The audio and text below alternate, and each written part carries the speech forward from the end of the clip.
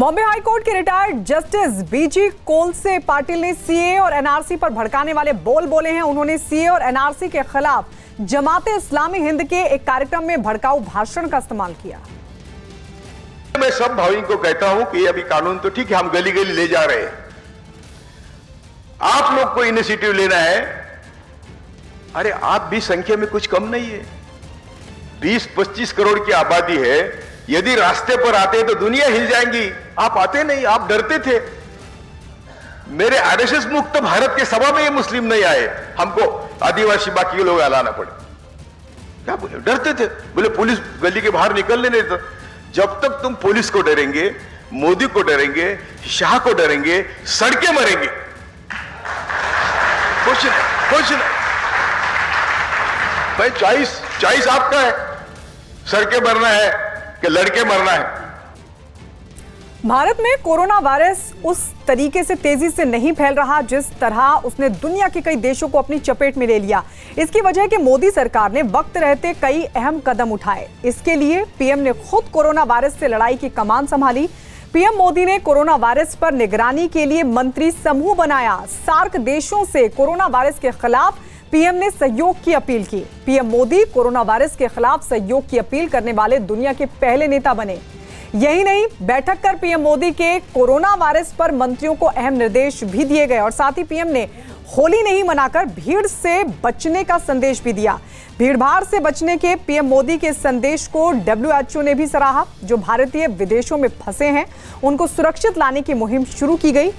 Corona पर नियंत्रण की तैयारियों की समीक्षा के लिए पीएम ने एक मंत्री समूह बनाया। पीएम मोदी ने कोरोना वायरस पर लोगों से डरने नहीं बल्कि सतर्क रहने की अपील की। पीएम मोदी ने सभी मंत्रियों को विदेश यात्रा नहीं करने के निर्देश भी दिए। अब बात इमरान खान की, जो अपनी जनता को मौत के मुंह में धकेल रहे हैं।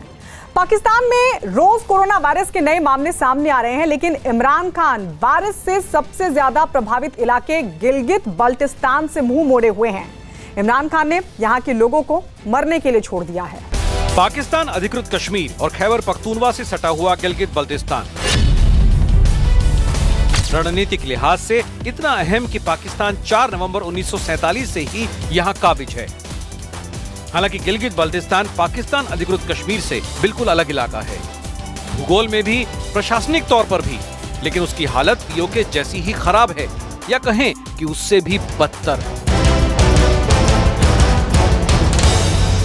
अगर ये कहें कि पाकिस्तान ने गिलगित बाल्टिस्तान को चीन के हाथों में गिरवी रख दिया है तो गलत नहीं होगा।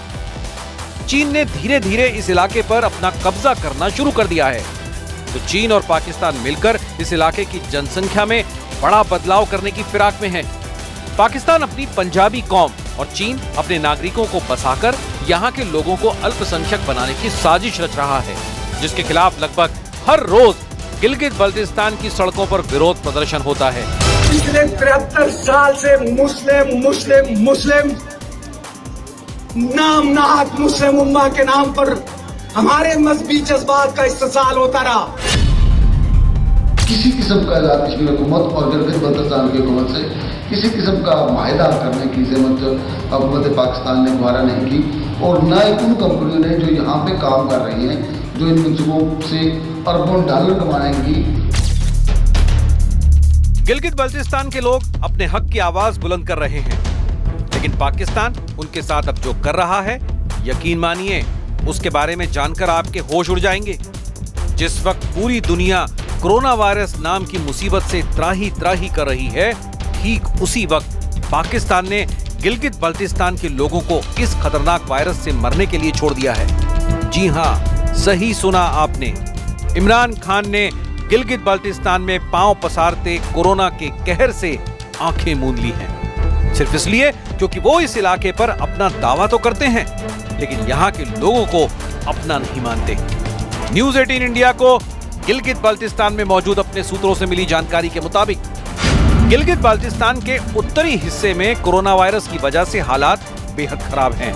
कोरोना के खौफ से स्थानीय प्रशासन ने पिछले 1 हफ्ते से स्कूल कॉलेज तक बंद कर दिए हैं, लेकिन पाकिस्तान की सरकार यहाँ के लोगों की जान बचाने के कोई उपाय नहीं कर रही है। पाकिस्तान CPEC का विरोध कर रहे यहाँ के लोगों से बदला लेने की मंशा से चुप्पी साधे हुए है।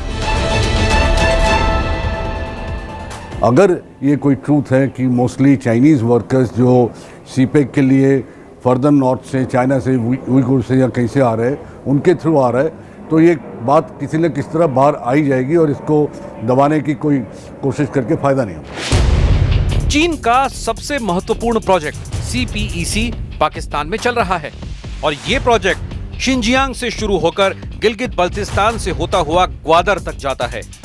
गौर करने वाली बात यह है कि इस प्रोजेक्ट में हजारों चीनी मजदूर और कर्मचारी काम करते हैं। ऐसे में अगर गिलगित बल्तिस्तान में रहने वाले लोगों को यह पता चलता है कि कोरोना वायरस नाम की मुसीबत इसी इलाके से आई है, तो वहां चीन के लोगों का काम करना मुश्किल हो सकता है।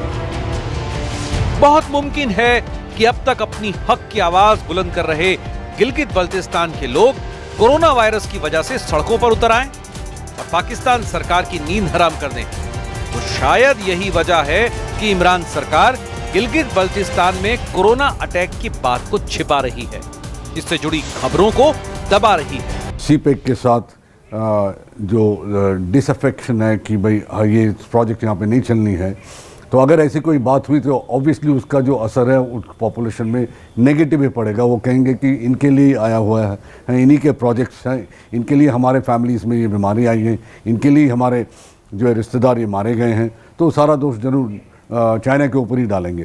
वैसे पाकिस्तान का दावा है कि गिलगित बल्तिस्तान में कोरोना वायरस के 3 मरीजों का पता चला है, लेकिन ये ईरान से लौटे हैं। तो क्या वाकई ऐसा है? जी नहीं, हकीकत इससे जुदा है। पाकिस्तानी मीडिया की माने तो गिलगित बल्तिस्तान के स्कर्दू में 14 साल के एक लड़के में कोरोना वायरस के होने की पुष्टि हुई है। ऐसे में सवाल ये कि जहां चीन से लोग अब भी आ जा रहे हों, क्या वहां कोरोना वायरस से सिर्फ 3 पीड़ित ही होंगे? जाहिर है नहीं, तादाद कहीं ज्यादा होगी। लेकिन इमरान सरकार जानबूझकर आंकड़े छिपा रही है ताकि गिलगित बल्तिस्तान में नए सिरे से विद्रोह शुरू न हो जाए। इमरान चाहते हैं कि यहाँ के लोग इस महामारी से अपनी मौत मारे जाएं। कोरोना वायरस से जूझते गिलगित बाल्तिस्तान के लोग इमरान सरकार से बेहद नाराज है, लेकिन पाकिस्तान की हुकूमत को इससे कोई फर्क नहीं पड़ता, क्योंकि उसे यहाँ की जनता से नहीं बल्कि यहाँ की प्राकृतिक संसाधनों से मतलब है। इस इलाके की जमीन इमरान खान ने चीन के हाथों गिरवी रख दी है। हमारे दुकानें गए हैं, 8 साल में हमें आज तक कुछ भी नहीं मिला है। वाटर बैंक है पाकिस्तान का गिलगित बल्तिस्तान के ग्लेशियर, जे जल्दी से मेल्टिंग हो जाएंगे। चीन से निकलकर कोरोना वायरस पूरी दुनिया में पांव पसार चुका है, लेकिन सबसे ज्यादा खतरा किसी पर मंडरा रहा है तो वो है गिलगित बाल्तिस्तान के लोग, क्योंकि यहाँ CPEC की वजह से चीन के लोग न सिर्फ आते जाते रहते हैं, बल्कि पाकिस्तान की सरकार भी यहाँ स्वास्थ्य सुविधाओं पर ध्यान नहीं देती। कोरोना के कहर को देखते हुए पाकिस्तान की सरकार मुल्क के दूसरे इलाकों में तो एहतियात बरत रही है, लेकिन गिलगित बल्तिस्तान के लोगों को अपने हाल पर छोड़ दिया है, जबकि यही वो इलाका है जिससे इमरान सरकार की जेब भरती है। यही वो इलाका है जिससे चीन अपने फायदे के हिसाब से पाकिस्तान को गाहे बगाहे कर्ज की नई किश्त देता रहता है। पाकिस्तान में चीन की सबसे बड़ी परियोजना है CPEC। इसकी लागत है 3,51,000 करोड़। खास बात यह है कि CPEC गिलगित बाल्तिस्तान से गुजरता है, लिहाजा चीन नहीं चाहता कि यहाँ किसी भी तरह का विवाद हो। हालांकि भारत इस परियोजना पर अपना विरोध जता चुका है, इसलिए पाकिस्तान इस इलाके को विवादों से दूर ले जाना चाहता है ताकि परियोजना चलती रहे, लेकिन विवाद इतनी जल्दी खत्म नहीं होने वाला, क्योंकि यहाँ के लोग समझ चुके हैं कि पाकिस्तान की हुकूमत उनके साथ सौतेला व्यवहार तो करती ही आई है, अब उन्हें चीन का गुलाम बनाना चाहती है।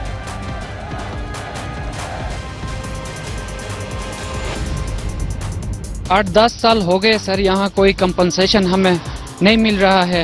ये हमारे मवेशी खाने गए हैं, हमारे दुकानें गए हैं, 8 साल में हमें आज तक कुछ भी नहीं मिला है। जमीन हुकूमत ने उठा लिया रोड के लिए, तो हमारे जमीन में बहुत फलदार दरख्त था, एक दरख्त का 10,000, 15,000, 20,000 हमें पैसा मिलता था।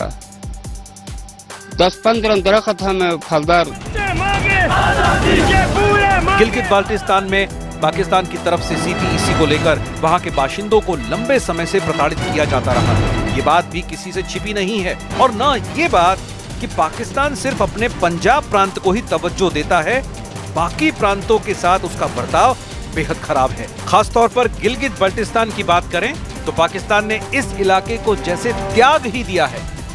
चीन यहाँ के लोगों पर हावी होने की कोशिश कर रहा है। यहाँ चीन की मौजूदगी बढ़ती जा रही है।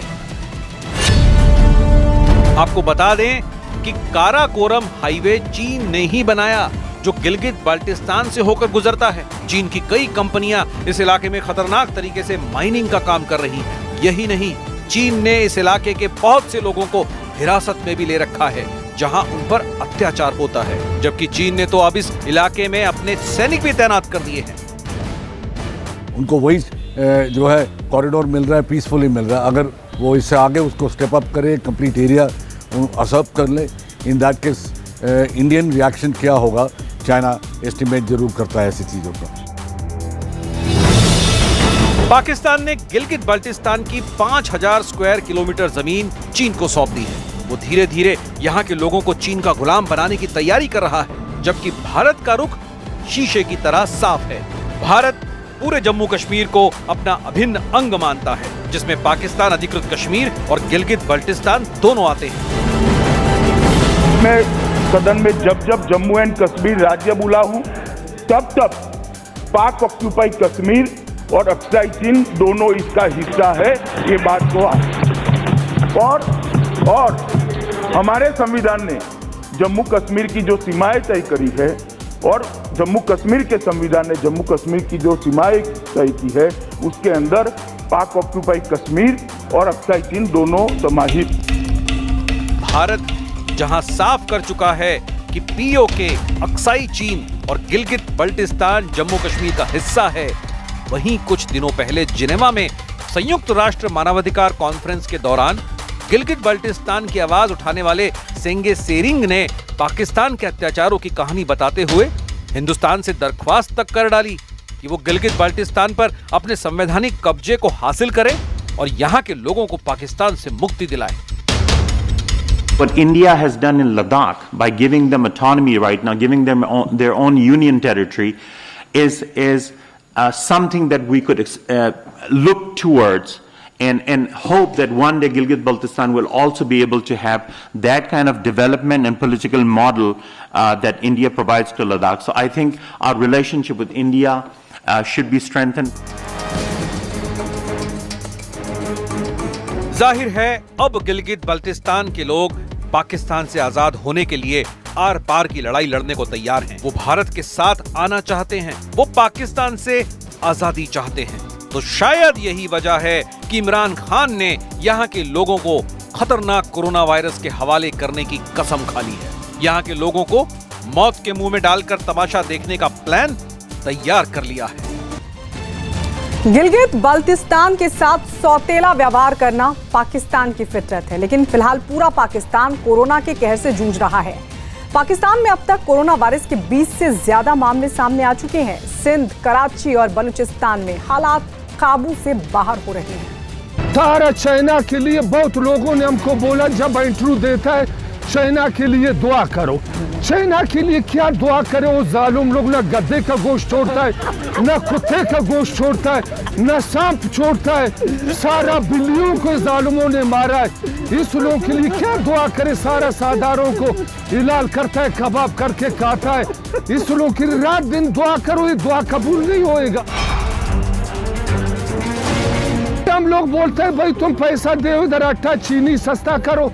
चाइना बोलते नहीं तुम्हारा रोडों को बनाएगा, नालियों को बनाएगा।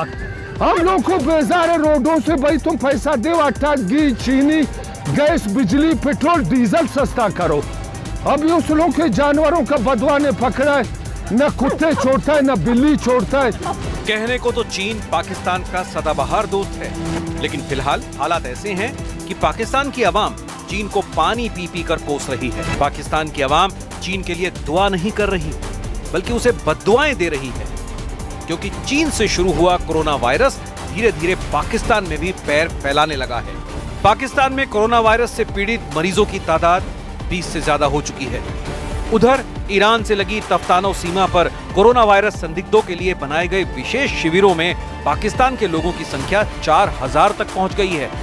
ये सभी लोग कोरोना वायरस से बुरी तरह प्रभावित ईरान से वापस स्वदेश लौटे हैं, जिन्हें कुछ दिन एकांत में रखा जाएगा और जांच के बाद ही जाने दिया जाएगा। अकेले पाकिस्तान के सिंध प्रांत में इस खतरनाक वायरस से 15 लोग पीड़ित हैं, जिनका इलाज चल रहा है, जबकि कराची में ही एक ही दिन में कोरोना वायरस के 9 मामले सामने आने के बाद तो हड़कंप मचा हुआ है। कराची में कोरोना का एक और केस सामने आ गया। 52 साल शख्स में वायरस की तस्दीक। मरीज इस्लामाबाद से कराची पहुंचा। सिंध में मरीजों की तादाद 15 हो गई। पाकिस्तान में इस बीमारी की स्थिति गंभीर होने के बाद बीमारी से बचने के उपाय करने शुरू कर दिए गए हैं। पाकिस्तान ने ईरान से लगी अपनी सीमा को बंद कर दिया है। दोनों देशों के बीच सीधी उड़ान सेवा भी बंद कर दी गई है। लोगों को जागरूक करने के लिए एक टेलीफोन हेल्पलाइन नंबर भी जारी किया गया है, जिससे लोगों को कोरोना वायरस की जानकारी दी जा रही है। सिंध प्रांत के सभी स्कूल कॉलेज 30 मई तक बंद कर दिए गए हैं, जबकि बलूचिस्तान में सभी स्कूल कॉलेज 31 मार्च तक बंद रहेंगे। पाकिस्तान में होने वाले PSL के मैच खाली स्टेडियम में होंगे। कोरोना वायरस फैलने का खदशा। सिंध भर में तालीमी इदारे 30 मई तक बंद कर दिए गए। मैट्रिक के सालाना इम्तिहानात मंसूख। गर्मियों की छुट्टियां कब्ल वक्त देने का ऐलान। तमाम निजी और सरकारी तालीमी इदारे 1 जून को खुलेंगे। सिंध काबीना इजलास में फैसला। पाकिस्तान में चीन से हर हफ्ते 17 उड़ानें आती हैं, जिनमें आने वाले यात्रियों की जांच की शुरुआत हो चुकी है। पाकिस्तान की सिविल एविएशन अथॉरिटी ने एयरपोर्ट पर हेल्थ काउंटर बनाए हैं। चीन से आने वाले हर यात्री को इन काउंटर्स पर अपनी जांच करानी होगी। अथॉरिटी का कहना है कि जिन लोगों को कोरोना वायरस से संक्रमित पाया जाएगा, उन्हें एक अलग कमरे में रखा जाएगा, जहां से उन्हें अस्पताल भेजकर उनका इलाज कराया जाएगा। ये स्कैनिंग सेंटर पाकिस्तान के इस्लामाबाद, लाहौर, पेशावर और कराची एयरपोर्ट पर बनाए गए हैं। लेकिन बड़ा सवाल तो ये है कि क्या मुफलिसी का मारा पाकिस्तान इस महामारी से अपनी आवाम को बचा पाएगा? क्योंकि कोरोना वायरस बहुत तेजी से फैल रहा है। पाकिस्तान के एक मीडिया ग्रुप के editor in chief Mir Shakilur Rahman को भ्रष्टाचार के एक मामले में वहां के नेशनल अकाउंटेबिलिटी ब्यूरो यानी NAB ने गिरफ्तार किया है। जिस मामले में मीर शकीलुर रहमान को गिरफ्तार किया गया वो करीब 34 साल पुराना मामला है। लेकिन इस किस्से के कुछ और भी पहलू हैं जिन्हें समझना भी शायद बेहद जरूरी है। इमरान खान को आजादी नापसंद। इमरान खान कुचल रहे प्रेस की आजादी। जंग ग्रुप के मालिक को किया गिरफ्तार। जियो टीवी के मालिक पर भ्रष्टाचार का इल्जाम। पाकिस्तान के हुक्मरान इमरान खान बेशक दुनिया के सबसे ताकतवर मुल्कों के सामने हंस हंस कर अपने मुल्क की प्रेस की आजादी के कसीदे पढ़ते हों। Pakistan has one of the freest presses in the world.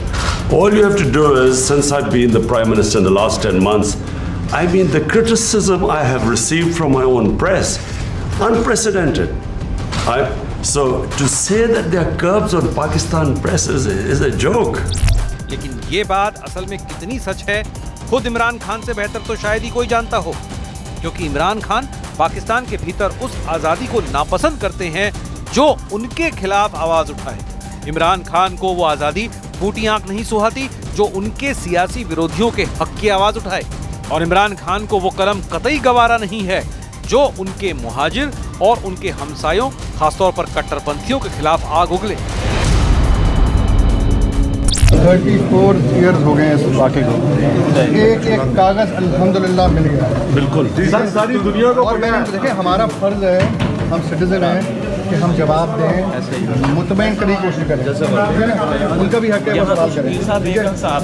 मगर अब ये कि उन्होंने अभी सेकंड गया हूँ, इन्होंने पूरा सुने नहीं। टीवी उन्होंने रिकॉर्डिंग की हुई है और वो रिकॉर्डिंग काश मीडिया को देंगे, और उन्होंने सुने नहीं पूरा। और उन्होंने कहा बस खत्म बाहर निकला के रेस्ट, और 6 बाय 8, 8 बाय 10 के कमरे में उन्होंने बंद कर दिया। इमरान खान को ये सब पसंद नहीं। इसकी सबसे ताजा और जीती जागती मिसाल है जियो टीवी और जंग ग्रुप के मालिक मीर शकील उर रहमान।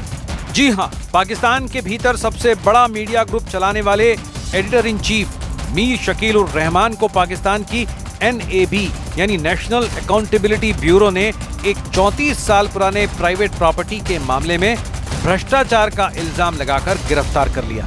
क्या नैब इंतकाम का इदारा है? क्या नैब के बारे में जो बात करे उसको अंदर कर दिया जाए? ये इश्यूज आपस में लिंक्ड हैं, ये अलग नहीं होते।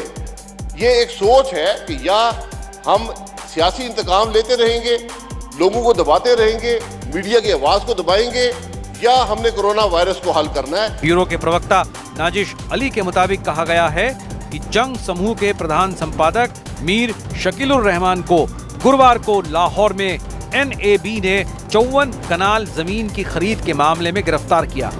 रहमान जमीन के बारे में ब्यूरो के सवालों का जवाब देने के लिए गुरुवार को दूसरी बार NAB के समक्ष पेश हुए थे, तभी उन्हें गिरफ्तार किया गया। लेकिन समझने वाली बात तो ये है कि नैब ने इल्जाम लगाया है कि पूर्व प्रधानमंत्री नवाज शरीफ ने 1986 में शकील उर रहमान को गैर कानूनी तरीके से जमीन का पट्टा दिया था। साफ जाहिर है कि कहीं ना कहीं पर यह एक केस उनके ऊपर थोपा गया है और जिस तरीके से उनको अरेस्ट किया गया है, क्योंकि वो तो वहां पर एक गए थे, अपना डॉक्यूमेंट्स दिखाने के लिए गए थे उनके दफ्तर में और वहां पर उनको अरेस्ट कर लिया गया, तो साफ जाहिर है कि कहीं ना कहीं पर कुछ बदले की भावना है। जंग समूह की ओर से जारी एक बयान में कहा गया है कि जिस जायदाद के लिए शकील उर रहमान की गिरफ्तारी की गई है, दरअसल वो 34 साल पहले एक निजी पार्टी से खरीदी गई थी और इस बात के तमाम दस्तावेजी सबूत NAB को दिए जा चुके हैं। पाकिस्तानी अखबार डॉन के मुताबिक 28 फरवरी को एक नोटिस जारी किया गया था जिसमें कहा गया कि तत्कालीन पंजाब के मुख्यमंत्री मियां नवाज शरीफ ने जायदाद संबंधी कानूनों और नियमों को ताक पर रखकर रहमान को 1986 में ब्लॉक H जौहर टाउन फेज 2 में एक जमीन अलॉट की थी। उसी सिलसिले में NAB में अपना बयान दर्ज करने के लिए 5 मार्च को समन भेजा गया था, लेकिन इस मामले में बिना किसी तफ्तीश के शकील उर रहमान को बयान देने से पहले ही गिरफ्तार कर लिया गया। पहला मौका नहीं है जब पाकिस्तान में प्रेस की आजादी पर हुकूमत का सीधा हमला हुआ हो। पिछले साल अक्टूबर में इमरान खान ने जो किया था वैसा पाकिस्तानी मीडिया ने न कभी देखा और न ही सुना। एक मीडिया रिपोर्ट के हवाले से बताया गया कि पाकिस्तान की electronic media regulatory authority PEMRA ने टीवी एंकर को टॉक शो के दौरान अपनी राय देने पर रोक लगा दी। इतना ही नहीं, टीवी एंकर की भूमिका मॉडरेटर तक सीमित कर दी गई। मीडिया रिपोर्ट में कहा गया कि सभी सैटेलाइट टीवी चैनल लाइसेंसधारियों को एक निर्देश जारी किया गया था कि इलेक्ट्रॉनिक मीडिया वॉचडॉग इस बात के खिलाफ है कि कोई एंकर खुद या फिर किसी और चैनल में बतौर एक्सपर्ट बैठे। पेमरा आचार संहिता के मुताबिक एंकर की भूमिका निष्पक्ष और निष्पक्ष तरीके से कार्यक्रमों को व्यवस्थित करना है, इससे ज्यादा कुछ नहीं। जाहिर है इमरान खान की कथनी और करनी को जिस मीडिया ने आईना दिखाने की हिमाकत की, उसी मीडिया के दरवाजे पर ताला लगाने की नौबत आ जाती है।